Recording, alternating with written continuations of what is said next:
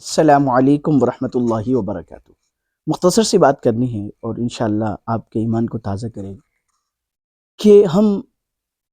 اپنے پیاروں سے، بالخصوص خونی رشتہ داروں سے، اور ان میں بھی سب سے زیادہ والدین سے محبت کرتے ہیں، جس کا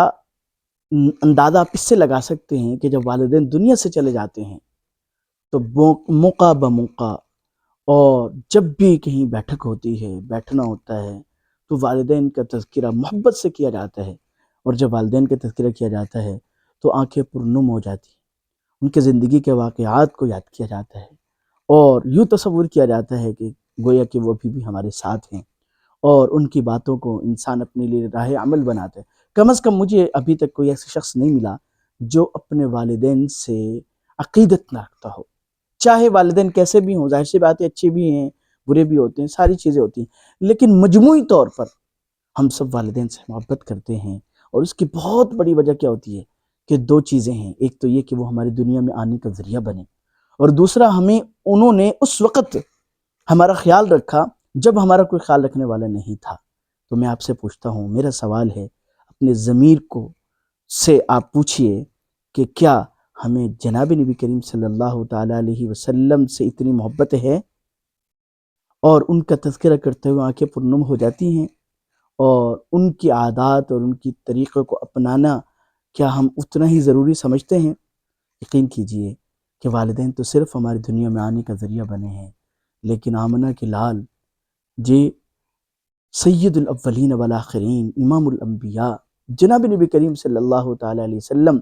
تو وہ شخصیت ہیں، وہ ذات ہیں جو نہ صرف یہ کہ ہماری ہدایت کا ذریعہ بنی، بلکہ کل قیامت کے دن ہمیں جنت میں لے جانے کا ذریعہ بھی بنیں گی۔ تو اپنی گریبان میں جھانکیے کہ کیا ہم والدین سے زیادہ محبت کرتے ہیں؟ کیا والدین سے زیادہ ان کا تذکرہ کرتے ہیں؟ کہ کیا ہم اس بات کا عزم اور پختہ ارادہ رکھتے ہیں، یا ہم وقتاً فوقتاً ایسا کرتے ہیں کہ ہم جناب نبی کریم صلی اللہ علیہ وسلم کی عادات کو بھی اپنائیں،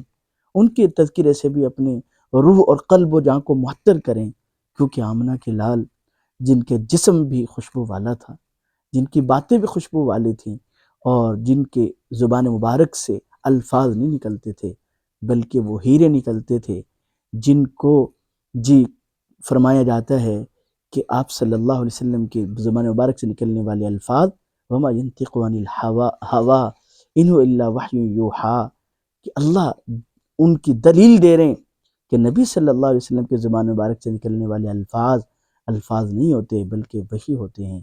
گویا کہ حکمت ایسے جیسے کوزے میں بند کر دی گئی ہو، لفظ ایک، مختصر جملے اور جامع معنی، جوامع الکلم کہا جاتا ہے۔ اس لیے ہمیں چاہیے کہ ہم والدین سے زیادہ جناب نبی کریم صلی اللہ علیہ وسلم سے محبت کریں،